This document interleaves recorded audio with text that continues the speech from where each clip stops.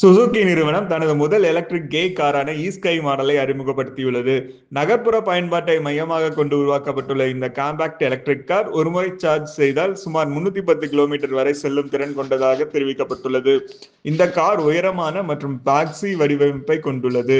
இதன் மூலம் காரின் வெளிப்புற அளவு காம்பாக்டாக இருந்தாலும் உள்ளே பயணிகளுக்கு அதிக இடவசதி கிடைக்கும் வகையில் வடிவமைக்கப்பட்டுள்ளது.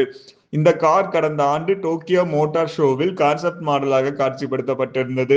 தற்போது தயாரிப்பு நிலைக்கு வந்துள்ள மாடலில் கான்செப்ட் மாடலில் இருந்து சில சிக்கலான எல்இடி விளக்கு வடிவமைப்புகள் மாற்றப்பட்டு எளிமையான வடிவமைப்பு கொடுக்கப்பட்டுள்ளது.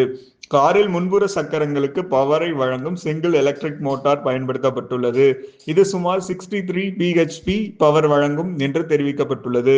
ஒருமுறை சார்ஜ் செய்தால் சுமார் 310 கிலோமீட்டர் வரை பயணிக்க முடியும் என்று கூறப்படுகிறது.